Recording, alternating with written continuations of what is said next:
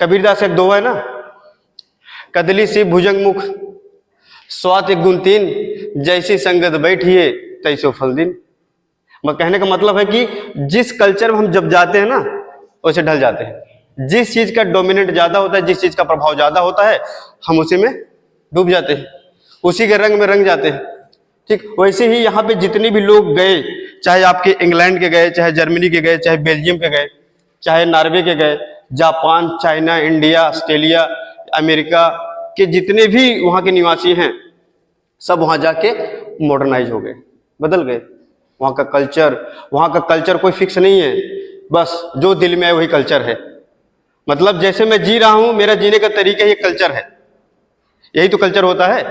जैसे मेरा कुछ अलग पहनने का मन कर रहा है, मैं वैसे पहना, चार लोग देखा, अरे ये तो अफलातून टाइप का लग रहा है, तो यार ये तो अच्छा लग रहा है, वही पहन लिए। तो जिसको जो अच्छा लगा उसको वही पहन लिया। जैसे चार लोग पहनने लगे, कल्चर विकसित हो गया। कई लोग जो है यहाँ पे भी बाली पहनते हैं, यहाँ पे भी बाली पहनते हैं, कोई इधर भी बाली पहनता है, कोई इधर, कोई इधर, कोई दोनों इधर भी पहनता है, कोई इधर भी बाली पहनता है। ये भी एक कल्चर आ गया, इसको न्यू कल्चर बोलते हैं। जो दिल में है जहां कल्चर पहन लो। बहुत सारे लोग नाभि में भी पहनते हैं, अगर आपको पता होगा, ये सुन के आश्चर्य हो रहा होगा, नाभि में भी उनको अलग अलग सबका रिवाज है। खासकर इटली के लोग, अमेरिका के लोगों ने तो पूरी कल्चर के धज्जियां उड़ा दी। फ्रांस के लोग, ये सब जो दिल में आता अपना अपने हिसाब से कल्चर विकसित कर लेते हैं। पुरानी कल्चर को छोड़ देते हैं, नई कल्चर को अपने हिसाब से जो उनको लगता है कि यार ऐसे चलना चाहिए, ऐसे चल रहे हैं। पेरिस से सब कुछ शुरू होता है। पेरिस कल्चर के लिए जाना जाता है, अपने नया कल्चर के लिए। इसलिए कहते हैं ना कि सुंदरियों की नगरी पेरिस। प्रकार से जो अमेरिका का सांस्कृतिक प्रदेश है, वो टोटल का टोटल को वहाँ का स्थानीय नहीं है, बल्कि टोटल बाहर से आए हुए प्रवासी लोग जो हैं, उनके द्वारा जो प्रभावित हो गए एक दूसरे से, वही कल्चर विकसित हो गया। और आज वही कल्चर को देखकर पूरी दुनिया में वही कल्चर फैल रहा है। उसी कल्चर की वजह से भाषा भी एक होती जा रही है। अंग्रेजी भाषा चारों तरफ एक ही होती जा रही है।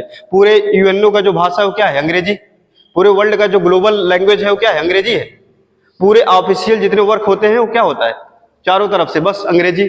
आप कोर्ट में चले जाइए, कहीं भी चले जाइए, ज्यादातर अंग्रेजी अंग्रेजी अंग्रेजी। आप भाग नहीं सकते, क्योंकि इसका प्रभाव आने वाले समय में ज्यादा रहेगा। चाहे चाइना हो, चाहे कोई भी देश हो, बिना अंग्रेजी का काम उसका नहीं हो सकता।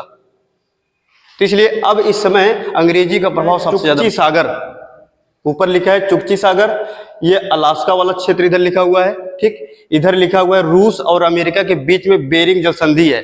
ठीक, तो वहां पे बेरिंग सागर भी है। तो बेरिंग सागर के आधार पर वहां पे बेरिंग जल संधि स्थापित की गई थी।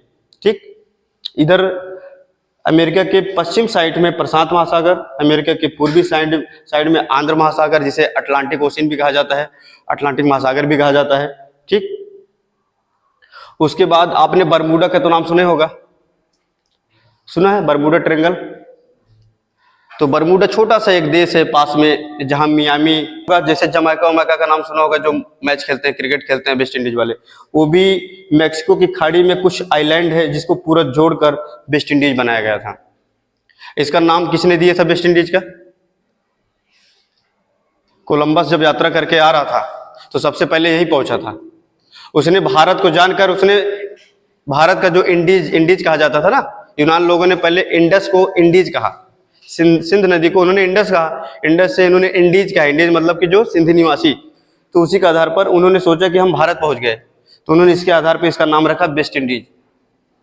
जब बाद में पता चला हम भारत नहीं पहुंचे, कहीं और पहुंच गए, तो अनजाने में ये अमेरिका की खोज हुई थी। उनको कुछ नहीं पता था कि आखिर में इधर भी कोई ऐसा एक विराट महाद्वीप छुपा हुआ है, रहस्यमय पड़ा हुआ है, ऐसे खुला पड़ा हुआ है, जहाँ पे अपार संपत्ति है, प्राकृतिक संपत्ति है, जहाँ पे बहुत थोड़े से लोग हैं, लेकिन जमीन इतने ज्यादा है कि पूछो मत।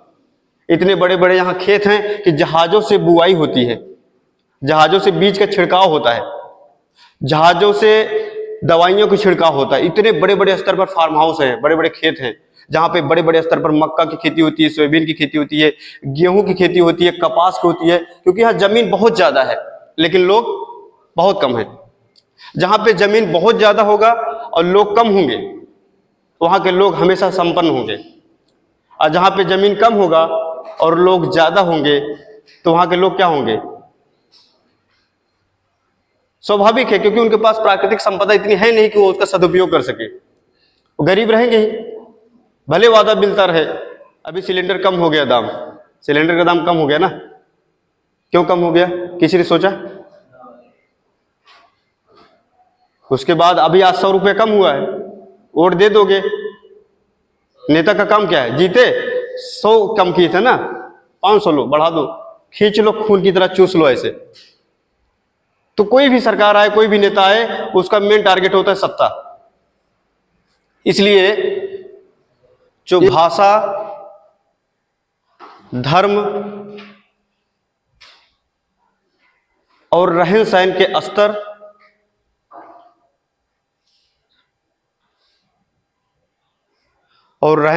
स्तर से दक्षिणी अमेरिका से भिन्न है, दक्षिणी अमेरिका से भिन्न है।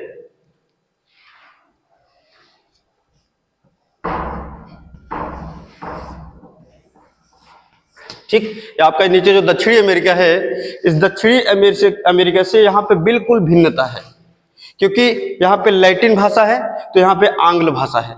आंग्ल भाषा का मतलब होता है अंग्रेजी भाषा। लैटिन भाषा का मतलब होता है जो इटली की जो एक मिक्सिंग जो भाषा है, जिसमें फ्रेंच आता है आपका, ठीक, आपका स्पेनिश आता है, आपका पुर्तगीज आता है, आपका ग्रीक आता है, ये सब मिला के उसे कहा जाता है लैटिन भाषा, इटालियन भाषा। ठीक, तो ये इससे यहाँ का कल्चर बहुत डिफरेंट है, यहाँ का कल्चर बहुत डिफरेंट है। इसलिए यहाँ का जो कल्चर है पूरी दुनिया में सबसे ज्यादा मॉडर्नाइज है, और यहीं से सभी लोग यहाँ से देख देख के अपने अपने क्षेत्र में जा रहे हैं।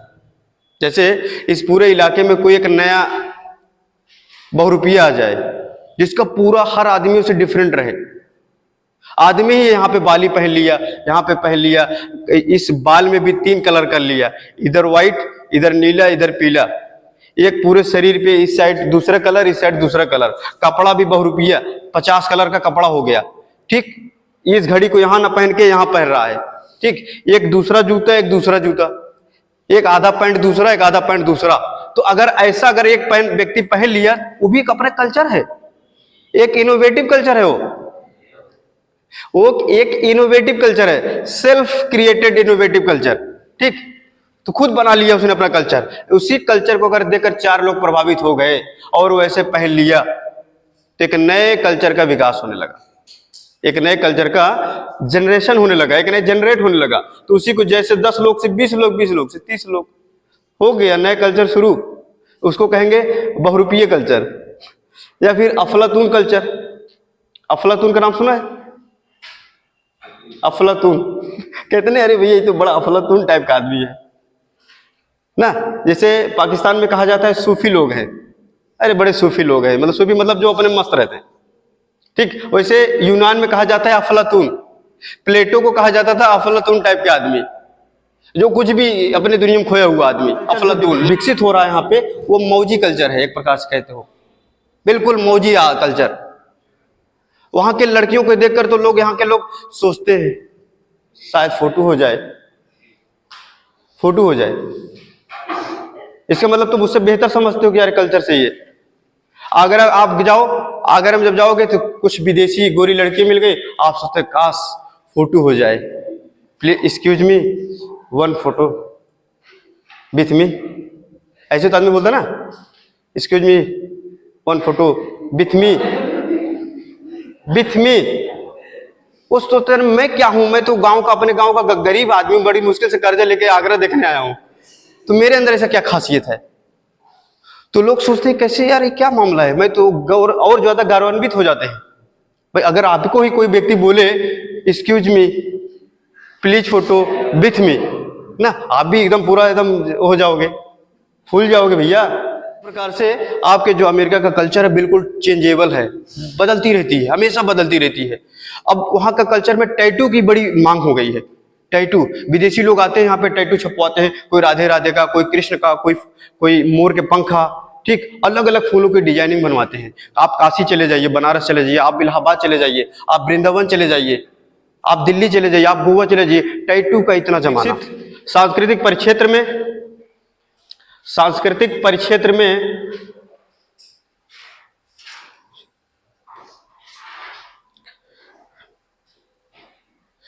सांस्कृतिक परिक्षेत्र में कनाडा और अमेरिका, कनाडा और अमेरिका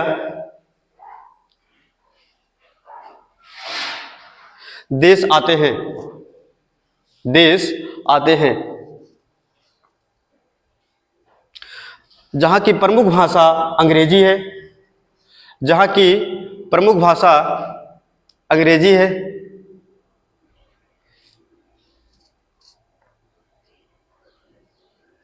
जहां की जलवायु, जहां की जलवायु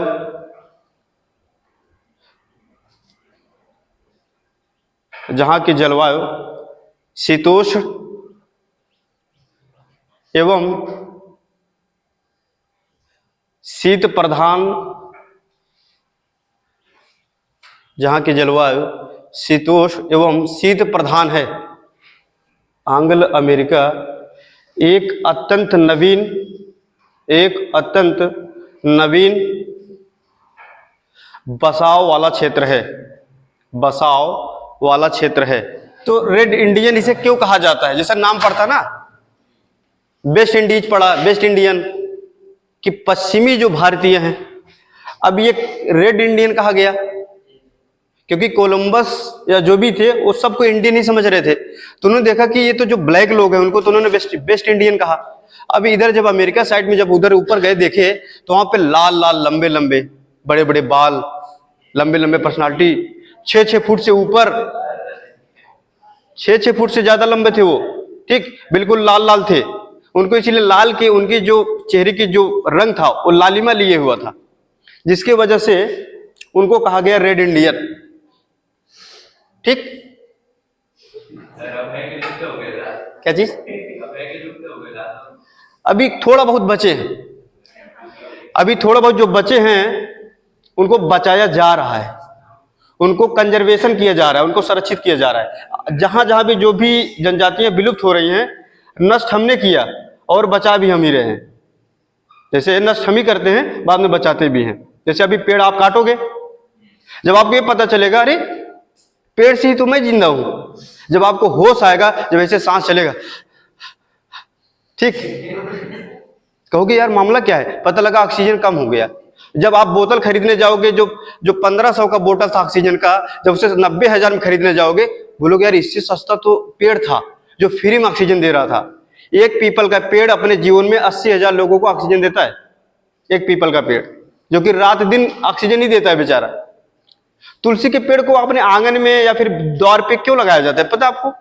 वो भी 100% ऑक्सीजन ही देता है, इसलिए उसे पूजा जाता है। इसके बाद नीम का पेड़ आता है जो 90% ऑक्सीजन देता है, उसको भी हम दरवाजे पर लगाते हैं। अगर आप दूसरा पेड़ लगा लो और उसी पेड़ के नीचे सो जाओ, उल्टा तो खुद उल्टा रात को ऑक्सीजन लेने लगता है, तो जो तुम्हारे अंदर ऑक्सीजन तो खींच लेगा। फिर तुम सुबह कहोगे यार ये तो इतना इतना बढ़िया सब कुछ था, ये सोता ही क्यों रह गया। कभी कभी ऐसा होता है ऑक्सीजन की कमी से। कभी कभी होता है कि ठंडियों के मौसम में लोग हीटर जला के सो जाते हैं। हीटर का नाम सुना होगा। लोग ठंडियों में हीटर लगा लेते हैं और चारों तरफ से पैक कर देते हैं।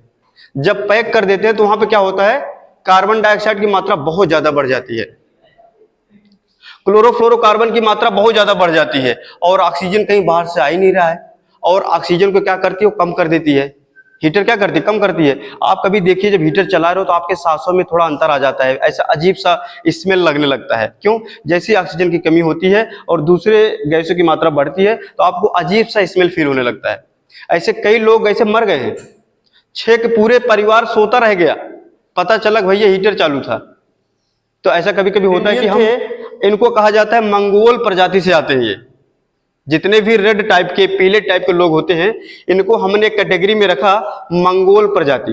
जो चाइनीज लोग हैं, जो मंगोलियन हैं, जो आपको मंडारिन बोलते हैं, चाइनीज भाषा बोलते हैं, आपने सुना होगा इंडोनेशिया, मलेशिया, फिलीपींस वाले, चाइना वाले, हांगकांग वाले, ठीक, जापान वाले, इनको हम एक कैटेगरी में रखते हैं प्रजाति की। जब आगे हम पढ़ेंगे उनको, इसमें इनको रखा जाता है मंगोल प्रजाति में।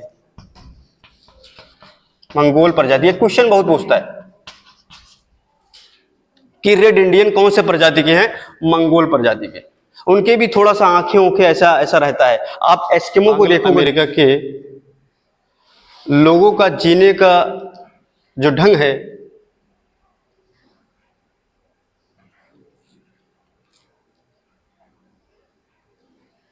बिल्कुल वर्तमान स्वरूप को देखकर, बिल्कुल वर्तमान स्वरूप को देखकर जीवन यापन करते हैं।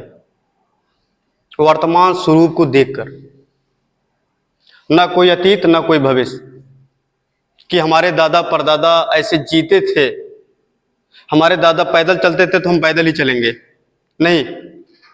आज वर्तमान में क्या आवश्यकता है, क्या जरूरी है, उसके अकॉर्डिंग काम करते हैं। ठीक, तो इसलिए जो इनका जीवन का ढंग है सबसे बेहतर है, इसलिए तो इनको सबसे ज्यादा विकसित राष्ट्र कहा जाता है। इनका जीवन यापन के ढंग बिल्कुल विकसित है।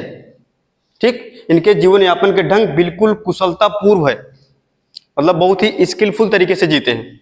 तो एक और लिख सकते हो कि अमेरिका के लोग बिल्कुल स्किलफुल लाइफ जीते हैं, लिख सकते हो। स्किलफुल का मतलब कि कौशलपूर्ण, ठीक, हिंदी में। तो अमेरिका के निवासी, आगे लिखिए, अमेरिका के निवासी अपने जीवन को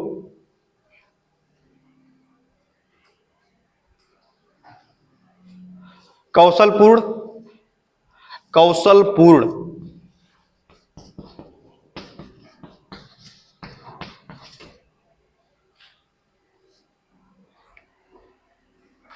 तथा तकनीकी से सुसज्जित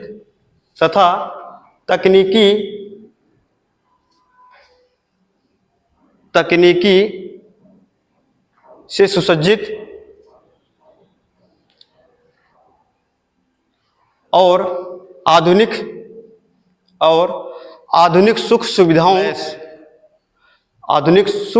से लैस मतलब लवरेज, क्या बोलते हैं, सुख सुविधाओं से लवरेज भरा हुआ जीवन यापन करते हैं। तो वहां का जो जीवन यापन जो ढंग है बिल्कुल मॉडर्नाइज है, बिल्कुल स्किलफुल है, बिल्कुल वर्तमान तरीके से जीते हैं, और उनकी जो लाइफ है बिल्कुल सुख सुविधाओं से सुसज्जित है।